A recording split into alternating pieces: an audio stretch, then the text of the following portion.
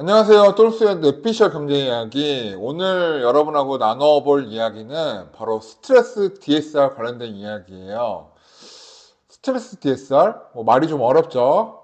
일단은 기존에 DSR에 대해서는 어느 정도 알고 계실 거예요.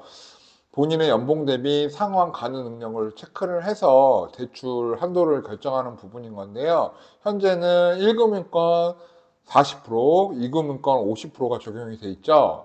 근데 여기에 스트레스 DSR이라는 건 뭐냐면 가상금리를 더해서 원리금 연간 상환액을 늘려서 대출 한도를 줄이겠다는 이야기예요. 이 얘기를 딱 얼핏 들으면 이런 생각 들 수 있어요. 그럼 가상금리면 이자가 더 늘어나는 건가?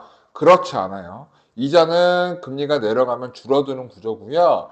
금액, 대출 한도를 산정할 때만 DSR에 그 금리를 넣으면 내가 대출받을 수 있는 한도가 나와요. 거기에 가상금리를 더해서 대출 한도를 줄이겠다라는 이야기예요. 그래서 이제 시행이 되기로 결정이 났는데 이 내용 좀 자세히 알아보시죠.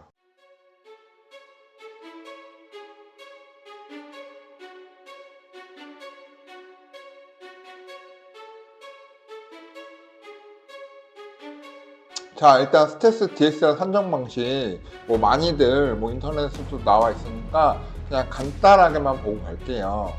자, 스트레스 DSR 산정 방식은 과거 5년 중에서 최고 금리에서 현재 금리를 빼서 그 차이 나는 금리만큼을 가상금리로 더해서 DSR 금액을 산정한다 이렇게 돼 있어요. 말이 좀 어렵죠.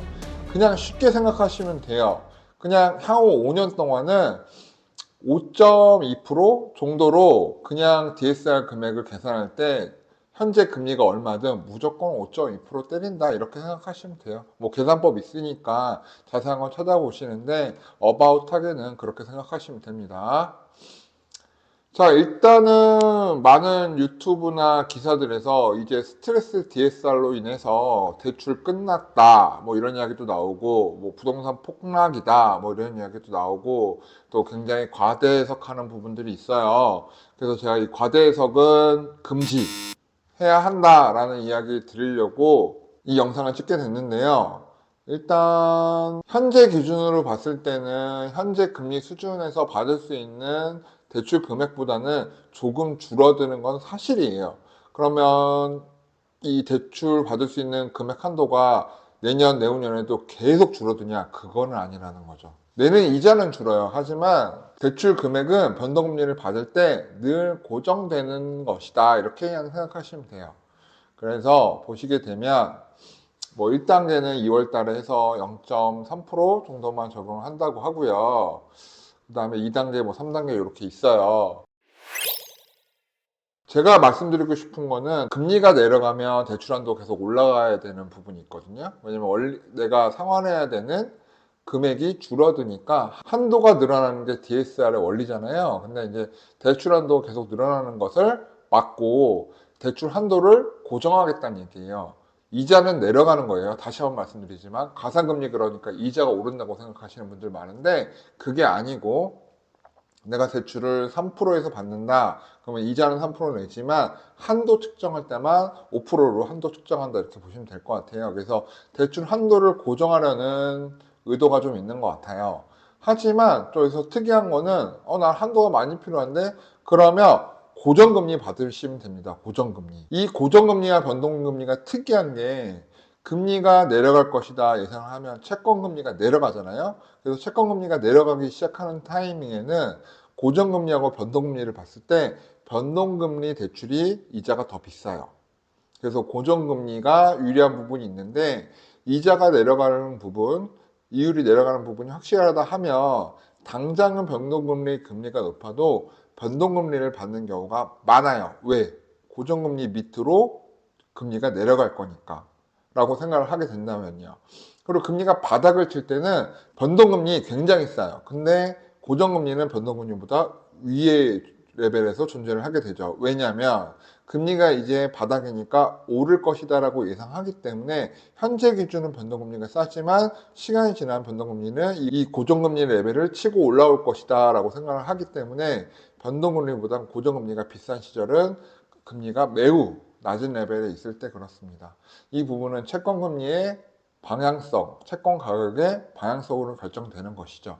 그래서 이 스트레스 DSR은 변동금리 상품에 적용이 되기 때문에 고정금리를 간다고 한다면 대출 한도는 계속 늘어날 수 있어요. 첫 번째 그래프처럼. 그래서 첫 번째 그래프는 대출 한도가 늘어나는 고정금리라고 보시면 되고, 빨간색으로 표시된 것은 변동금리 스트레스 DSR을 적용했을 때 향후의 대출 한도 레벨이라고 보시면 돼요. 그래서 금리 레벨은 떨어질 거니까 앞으로 대출은 이렇게 운용이 된다 이해하시면 좋습니다. 자, 그럼 스트레스 DSR 이 시점에서 왜 나왔는가 한번 따져봐야 되죠. 뭐 많은 뉴스 기사들 보면 정책 의도는 뭐 대출의 한도를 고정하고 취약 차주를 보호한다 이런 취지 때문에 한다고 되어 있어요. 근데 이 제도가 이제 실행이 될 거니까 현실적으로 무슨 문제가 발생하냐면, 대출 한도가 중요한 사람은 고정금리 대출 받으면 그만이에요. 다만 이제 금리가 이제 내려오는 레벨이면 좀 늦게 받고 싶죠, 고정금리를. 그러다 보면 주택 매수 계획이 있는 분들이 조금 뒤로 미룰 가능성은 있습니다. 그에 따라서 수요층이 기존에 예상했던 레벨보다는 조금 줄어들 가능성은 물론 있어요. 근데 또 자본 여유가 있는 사람은 변동금리 대출 그냥 스트레스 DSR 받고 받을 거예요. 왜냐면 내가 뭐 연봉이 이렇게 된다, 자본이 이렇게 된다 하면 현재 DSR 기준으로도 대출이 뭐 전체 집값의 뭐 한 40%, 50%만 필요하다 하면 뭐 크게 문제는 없거든요. 그래서 자본 여유가 없는 경우에는 고정금리 대출, 자본 여유가 있는 경우에는 변동금리 대출로 아마 가게 될 것 같아요. 그런데 자본 여유가 없으면 고정금리 대출로 갈 건데, 그분들이 사실은 약간 좀 취약하다고 봤을 때는 좀 그분들이 주택 매수를 좀 뒤로 미룰 수 있겠죠. 자, 이렇게 본다면 정부의 속내가 딱 드러나는 거예요. 2024년, 2025년 주택 가격이 오를 것 같은데, 오르면 대출 연끌이 심해질 수 있어. 그러면 변동금리를 한도를 정해놔야 시장이 막 부풀어 오르는 폭등 현상을 막을 수 있기 때문에 적정 주택 가격 상승은 용인하겠지만 그 이상의 폭등은 용인하지 않겠다라는 의미가 좀 담겨 있는 것으로 보입니다. 그래서 이 부분을 조금이라도 방지하는 수단, 여기서 중요한 건 조금이에요. 왜냐하면 이 스트레스 DSR로 한도가 조금 줄고 뭐 이런 부분을 해서 주택시장이 위로 아래로 막 흔들리는 그러한 조건은 아니라는 거죠.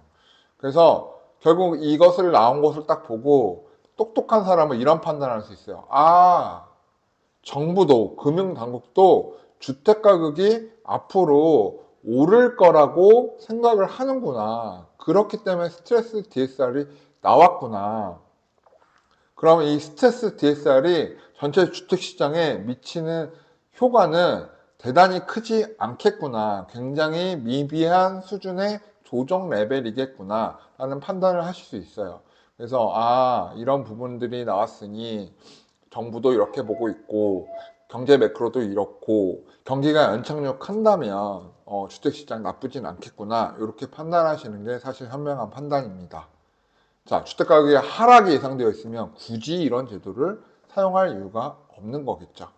자, 너무 많은 이 여론 매체들, 미디어들, 그리고 뉴스들, 그리고 많은 유튜버들, 그리고 인터넷 등에 이 스트레스 DSR로 이제 뭐 대출 끝났다, 뭐 주택가격 폭락이다, 막 이런 이야기들이 막 사방팔방 퍼지고 있어요. 그래서 이런 부분에 대해서 오해하지 말자, 좀 똑똑하게 생각해 보자 라는 차원에서 영상 제작하게 되었습니다.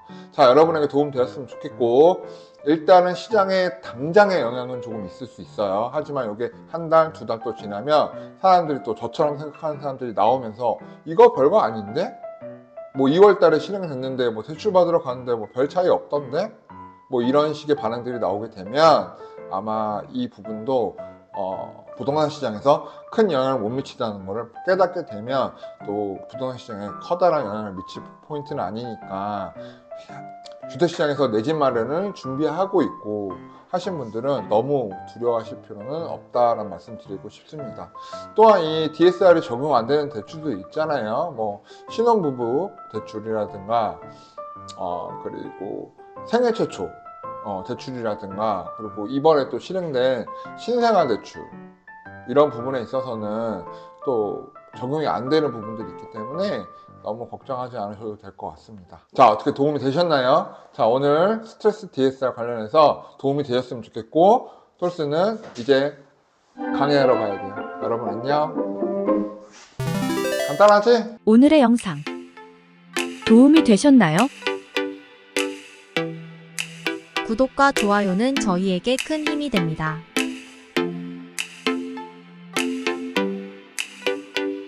오래오래 우리 함께해요.